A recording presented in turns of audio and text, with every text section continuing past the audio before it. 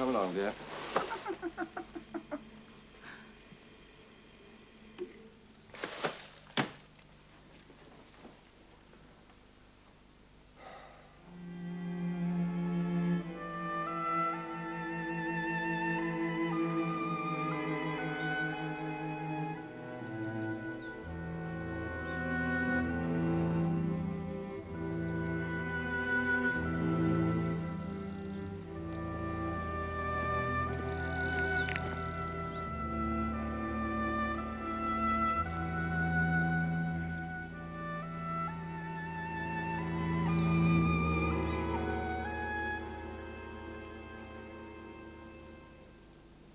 How do I know what's the matter with her?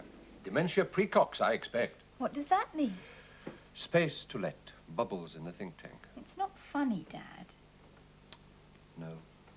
Perhaps she was sleepwalking. See you tonight. Poor old Dad. Thank God you weren't a boy. You'd have left home years ago. I don't mind looking after Mum. What about your job? They can do without me for a day or two. Should have taken that flat when you had a chance. It was only one poky little room. Anyway, I like a proper bed, not something that leaps out of the wall at me. Never get married. Be a lady hermit or something. That way you only have yourself to be disappointed in.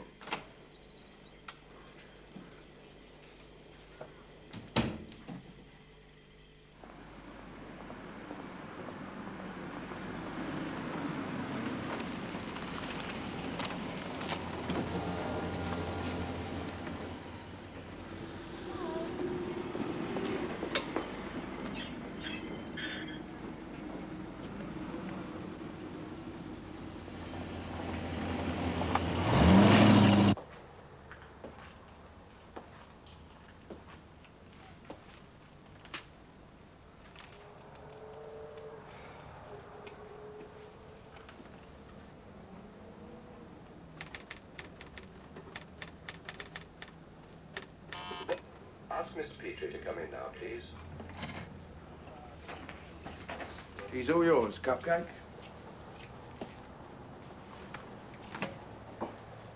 Mr. Petrie. Thanks, Felix. Well, Mr. Petrie. Petrie. Sorry to keep you waiting. I was phoning the police about your daughter. I haven't yet reported Sarah as missing. Why is that, Mr. Petrie? Petrie, sorry. Before we go into details, I'd like to know a little more about you. About this. I understand I shall be paying a considerable sum of money for your services. I think I'm entitled to know what it is I'm buying. We are specialized investigators in civil and criminal matters, Mr. Petrie. Thank you. My senior partner, Mr. Harris, was in the Metropolitan Police Force. He's also a certified bailiff. We're very discreet and reliable. Well, just so long as you can find my daughter for me. Now, you only gave the barest facts in your letter. So, how old is Sarah? 19. 19. She left home one morning last month. We haven't seen her since. Suitcase? One. It was a grip, actually. She took her passport, too. Money? Oh, she has a bank account. She left her checkbook behind. Exactly when did she leave? The 22nd. Has she got a car? No, she cycled to the station. When I made inquiries the following morning, I found her bicycle. It was chained to the railings outside the ticket office. I left it there. It seemed the right thing to do. Have you heard anything of Sarah since she left? There was a postcard from London. It was dated the 25th. It simply said she was all right and wouldn't be coming home again. No explanations. Have you kept the card? It was sent to my mother in Ipswich. And her address? She read it out to us over the phone. In other words, Sarah hasn't communicated with you or your wife for just over 2 weeks. No. When you last saw her, did she seem worried about anything? Do you know anyone who isn't worried about something? Or did she seem depressed about anything? Well, you're suggesting she might have killed herself. Well, nobody's indestructible, of course, but isn't that rather fanciful? Why leave home to do it? Well, can you think of any reason at all why she should have left home? Nothing that would warrant her running away, you know. But there was something. Well, she asked me for some money, and I refused it. I'm sure that had nothing to do with her leaving. Why didn't you go to the police, Mr. Petrie? Well, how can the police help? Well, they could have been checking the hospitals and the accident register. Sarah's old enough to look after herself. And she left home of her own free will. Surely the postcard proves that. Is she an only child? I have a son, William. He's still at prep school.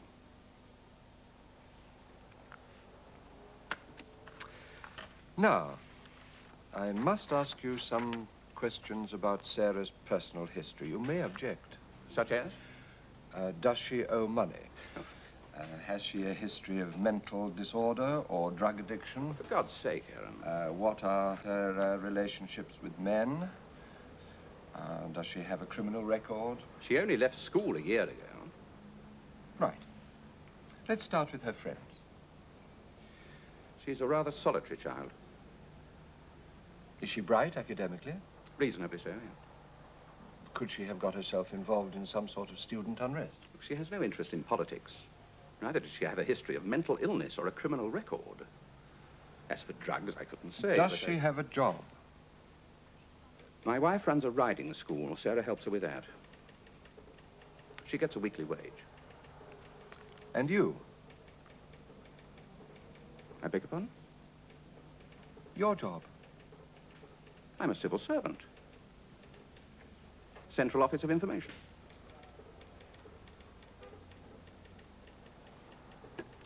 Right.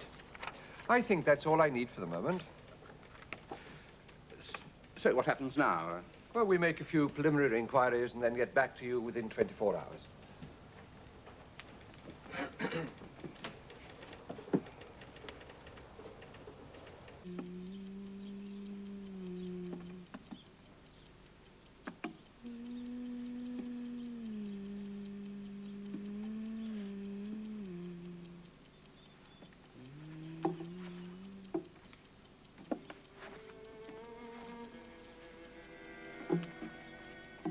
I'm really sorry, Carol. Oh, Mum, don't be silly. What do a few oranges matter? I mean, you're having to be here. I don't mind. I enjoy looking after Dad.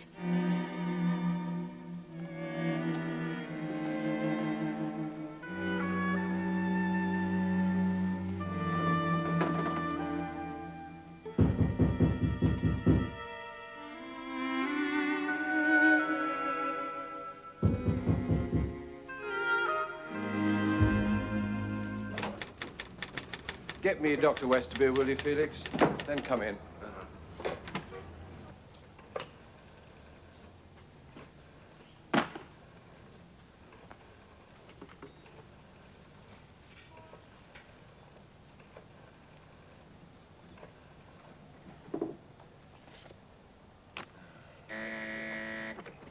Hello? Could I speak to Dr. Westerby, please? My name's Heron, Tiptree Lane. That's right, yes. If it's convenient. Thank you. Close it. Touchy, touchy, touchy. I need your help, Felix. Tasty muchacha. Hello, Dr. Westerby. It's about my wife, Dr. Westerby, Sheila Heron. I'm afraid she's getting worse. Those pills you gave her don't seem to be working at all. Well, that's what you said last time I rang. Look, the point is that I can't leave Sheila on her own, and I can't expect my daughter to look after her indefinitely. I don't think she can cope.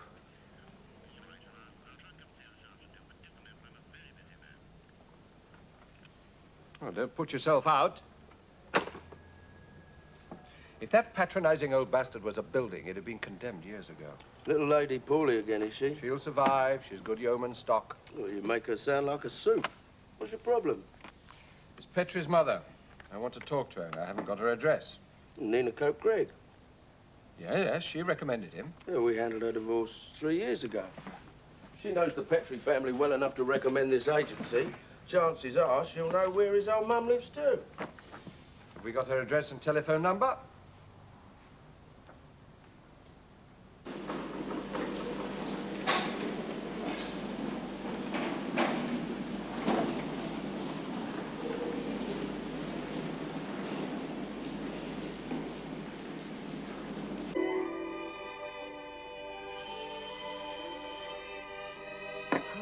Shit.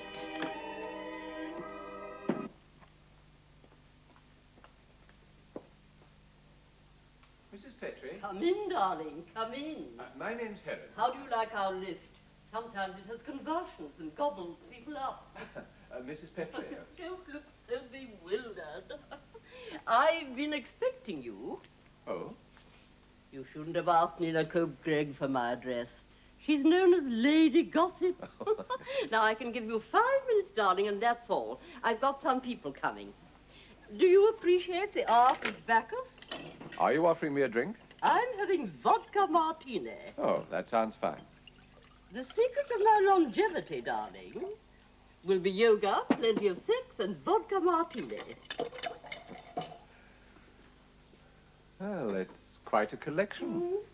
Oh, if they belonged to my late husband.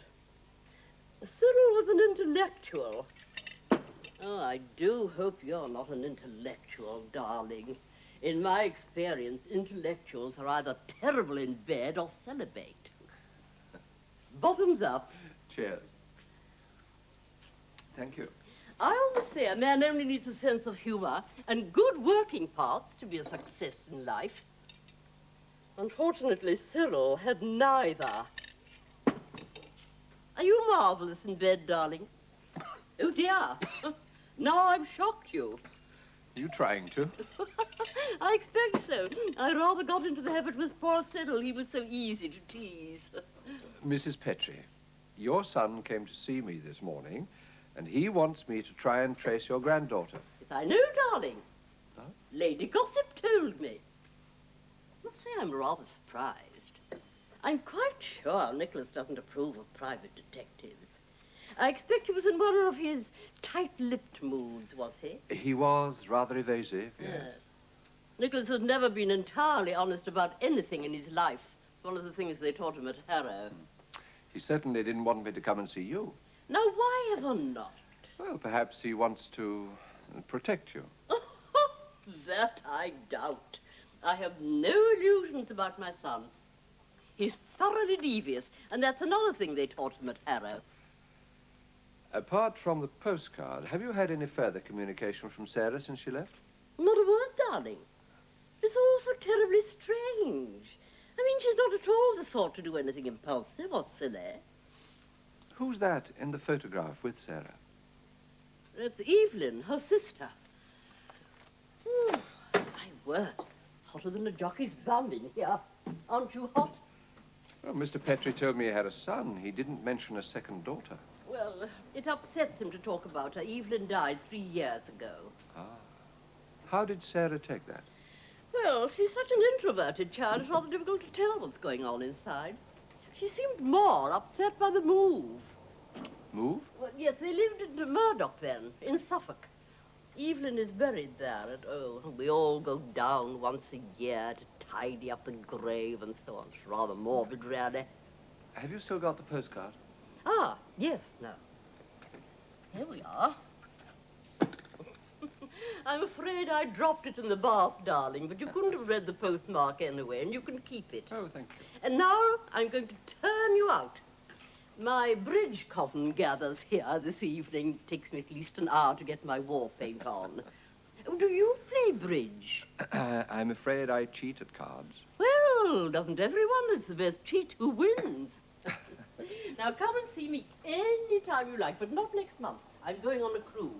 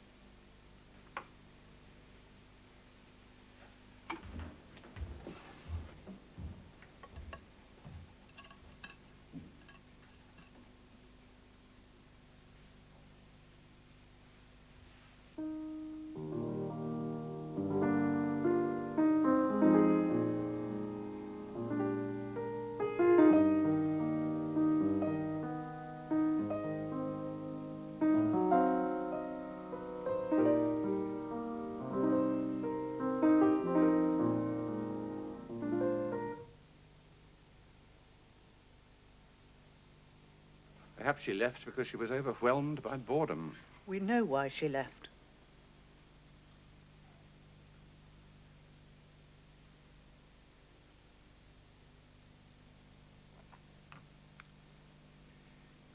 I wonder if it takes as much courage to live alone as it does to live with someone.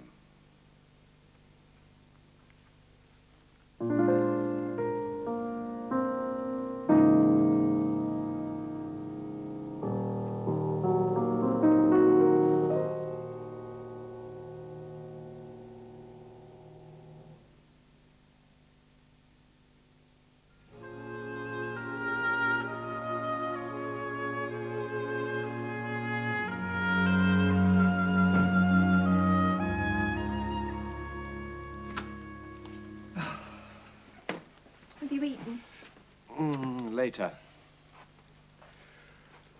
Oh. Thanks. How is she? The doctor came. He wants her to go into hospital, Dad, for a checkup. When?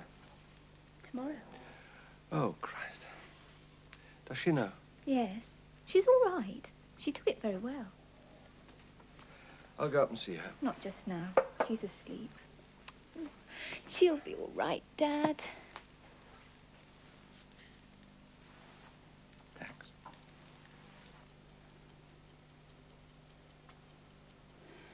Tom?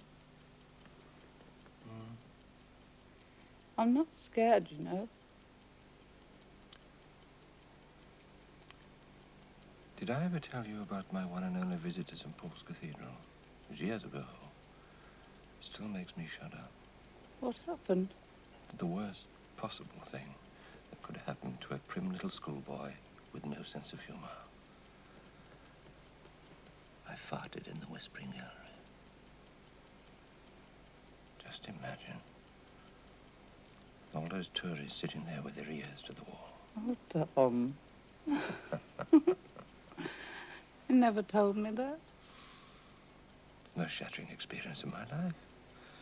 But you and your troubles don't even come close to competing.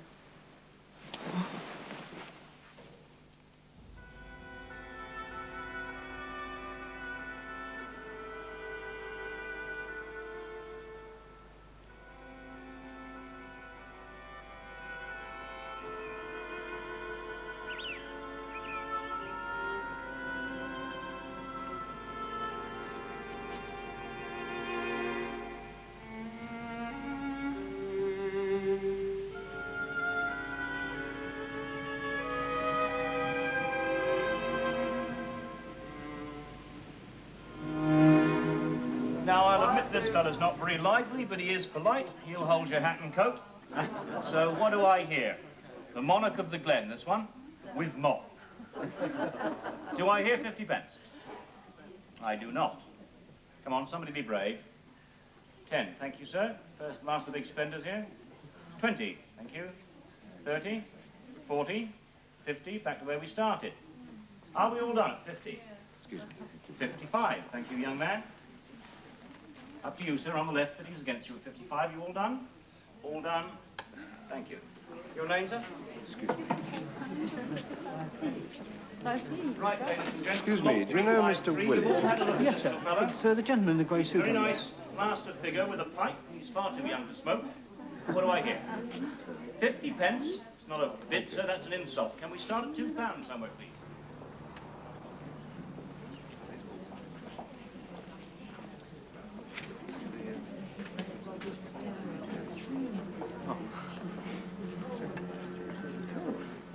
I got it for 50.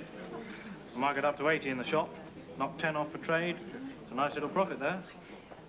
Now you know why we've got a worse reputation than used car dealers. Well, private investigators don't exactly command respect. No, I suppose not. Excuse me. Yeah. Now, I've got my car outside. Would you rather sit there? Sure. Insurance claims, is it? Missing persons. Good God. Who? Sarah Petrie.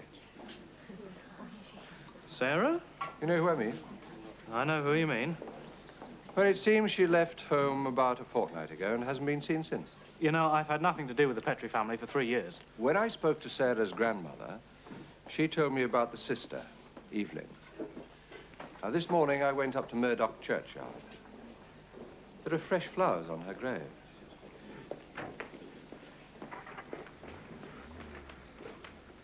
It seems there's a standing order at a local florist in your name.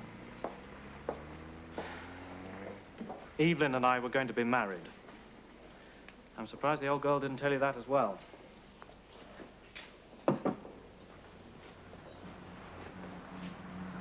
Mr. Williams, signature, please, sir. In the morning about 9:30? Sure, that's fine, George. Thank you.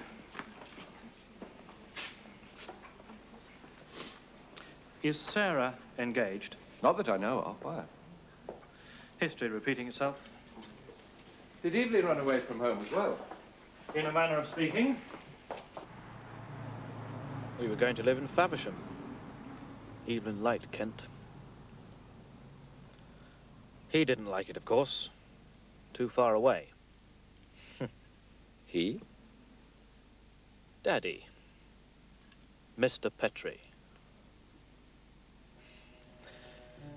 Did they tell you Evelyn killed herself? No. Nobody knew why. At least, not for certain. She didn't leave a note or anything. It was only afterwards I began thinking about it. Really thinking about it. All those smiles he gave her. Funny looks. Always watching her. Sort of ceremony between them. And nobody else allowed to join in. Do you see? I think so. Do you? Well, I'm not sure I do. I just can't think of any other reason why you should have hated me so much.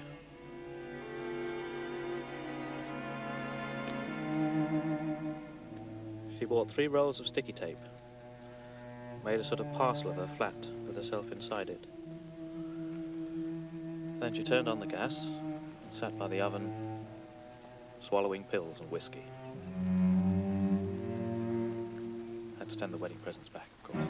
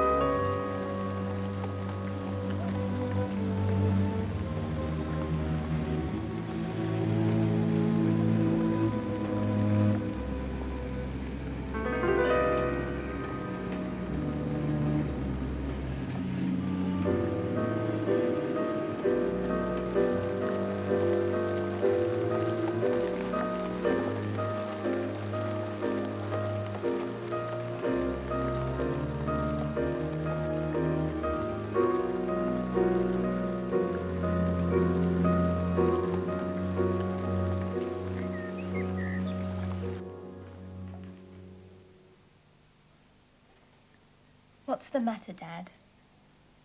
And don't say nothing. Nothing? Are you worried about Mum? No. Well, yes, I am worried. Of course I'm worried. She's only in for the weekend.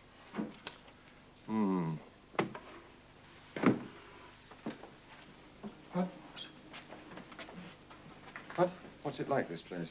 All right. Come on, Puff. Just like a hotel, really. Is she allowed visitors? One at a time, they said. I'll go at lunchtime if you want, and you can go for tea.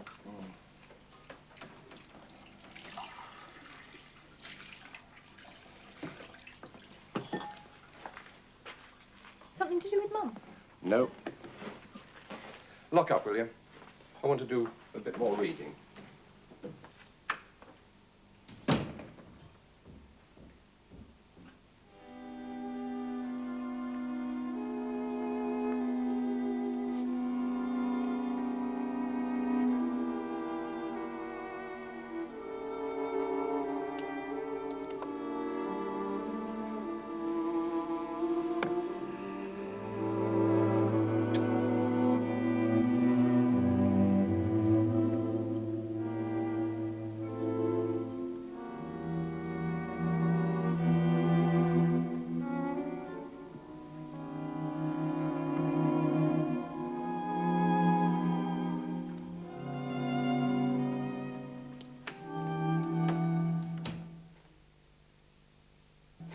Gone down to the village.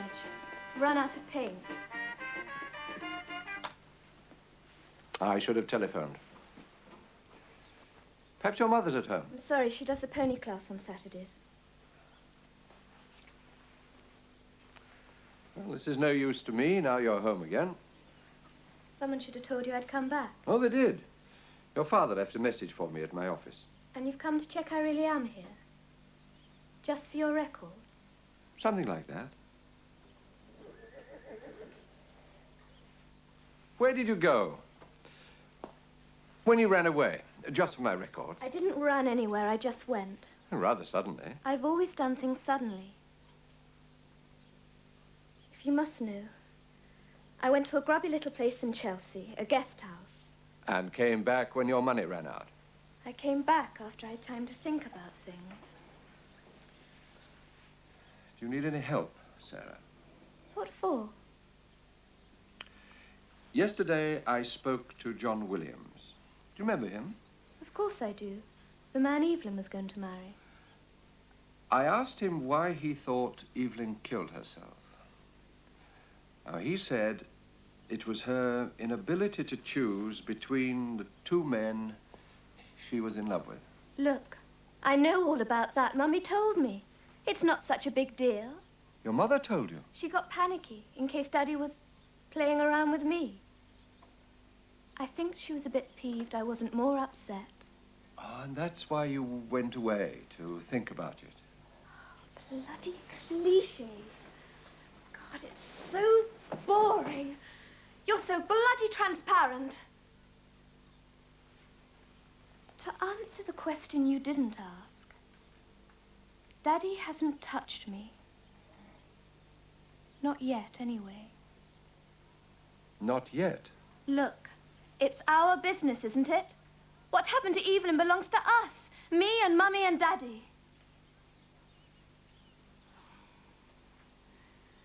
Now I suppose you think I'm a hard-boiled little bitch, too. That's what Mummy called me.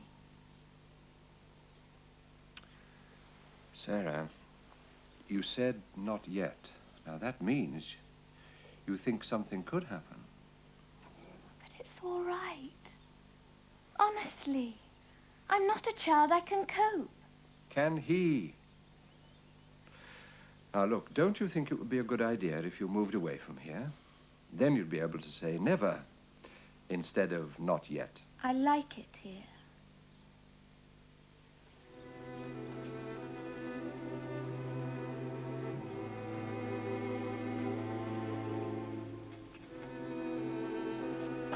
Goodbye.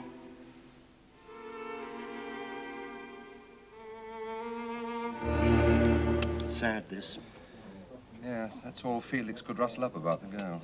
The inquest was on the same day as the budget. I'm really worried about that sister, George. Well, she came home, didn't she?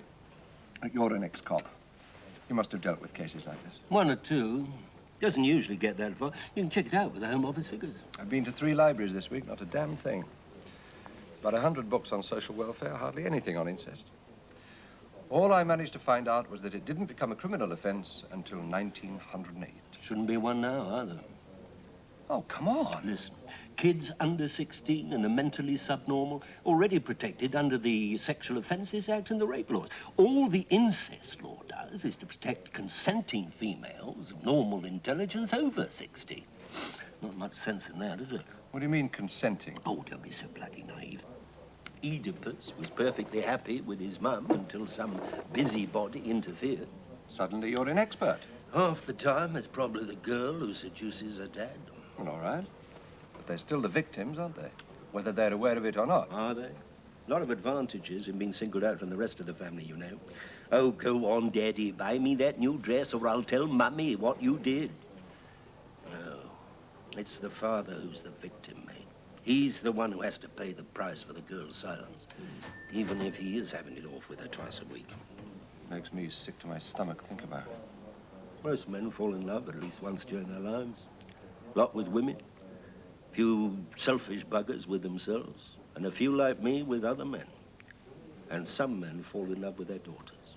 Old as Greek myth, Cuddles. I don't like it, and you don't like it, but by God, I feel sorry for the ones who do. As sorry as you probably feel for me, you sanctified pro. You're the best friend I've got, George. I wanted you here because I need your advice.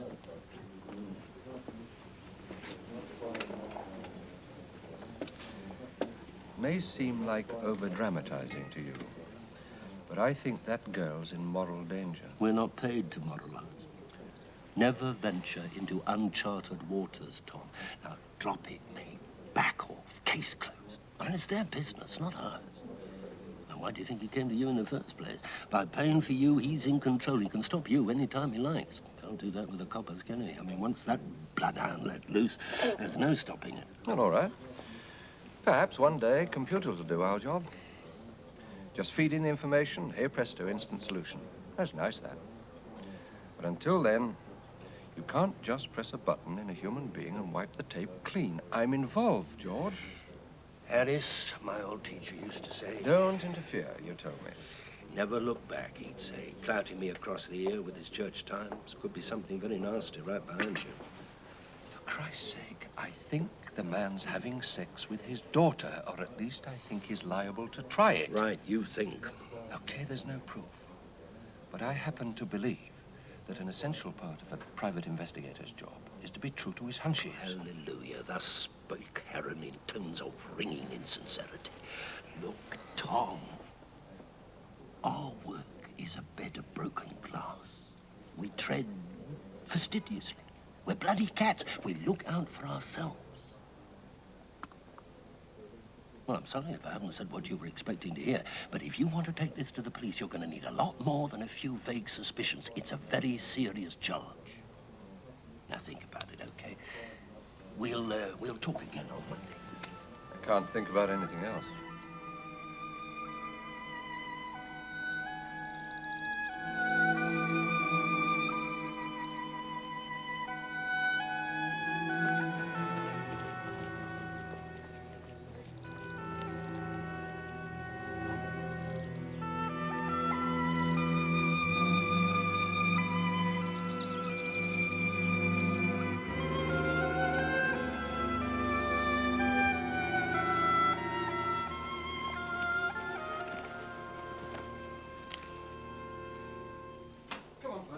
There's a good boy. Hello, you're back early. They eat at 12. I had to leave. How is she? And what does that mean? She never said a word, even when I asked her questions. Dad, they don't want you to go this afternoon. They say our visits are upsetting her. Oh. Good boy.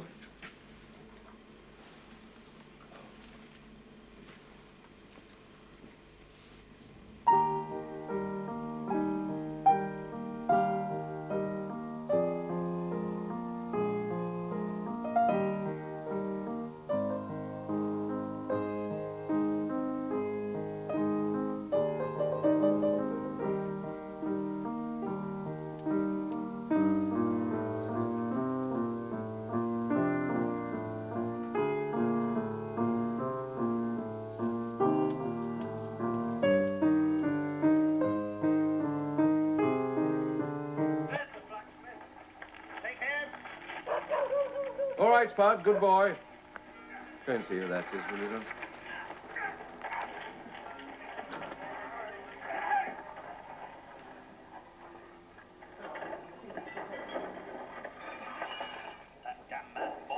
Dad? Hmm? Oh, come in. Would you like a cup of tea? No, thank you. I won't be staying long. Well, if you'll excuse me, I'll go and take Spud for his walk.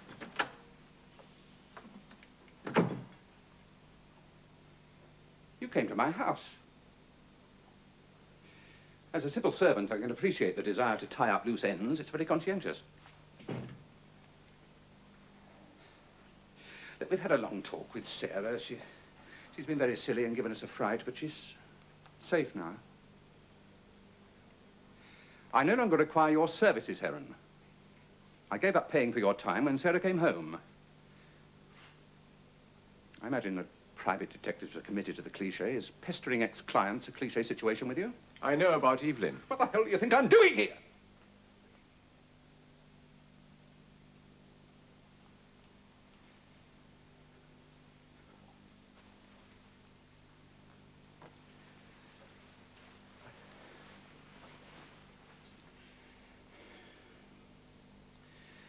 Sarah told me about your conversation. I came here to find out what you intend to do about it. I don't know.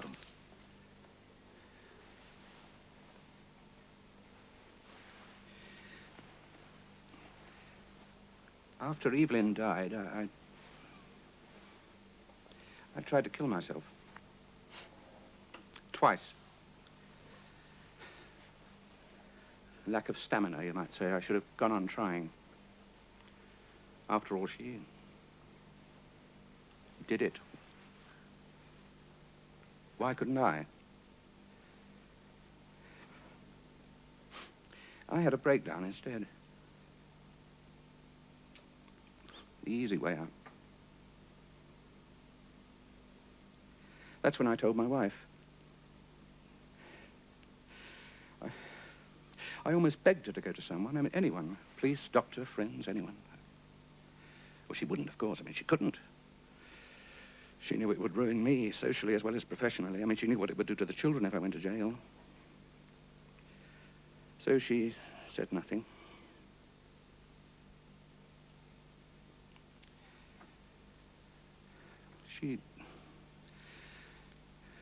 She used to look at me the way you're looking at me now. As if she was waiting for something.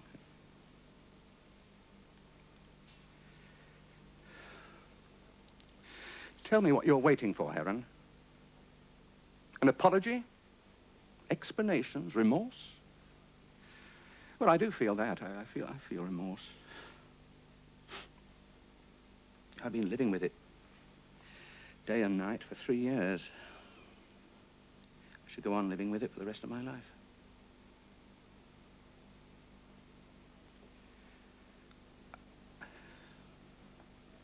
I didn't seduce my daughter. I mean, she didn't provoke me.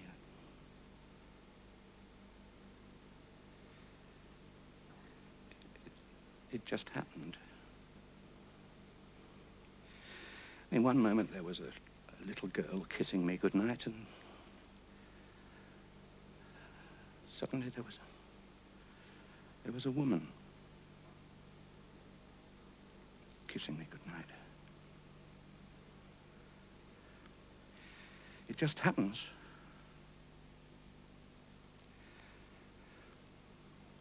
And I didn't want to stop it. Neither did she. I mean, that child was like a warm light at the end of a long, long tunnel.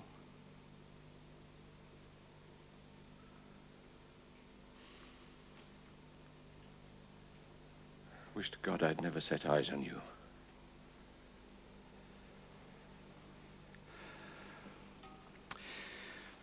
So what are you going to do? I mean, force Sarah to go into the witness box and give evidence against her own father. I mean, what are you going to do?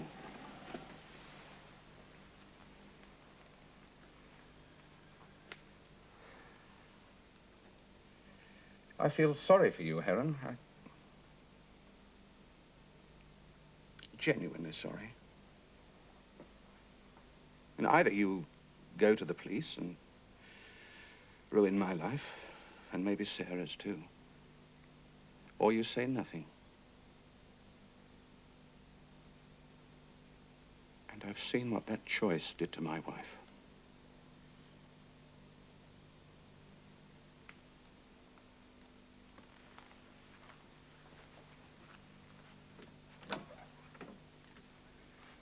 I hope we never have to meet again.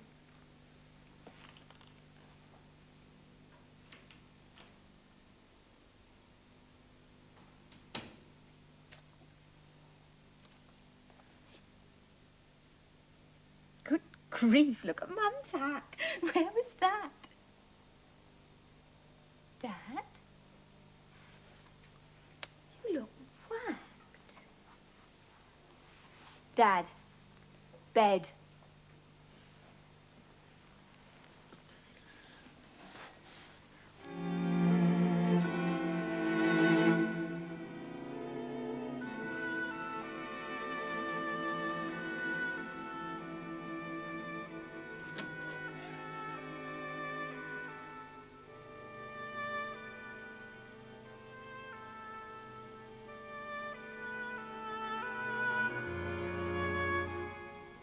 And our series of one-off thrillers for Saturday nights continues next week at 9.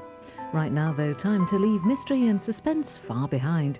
It's Saturday night and the comedians are out in force next here on Plus.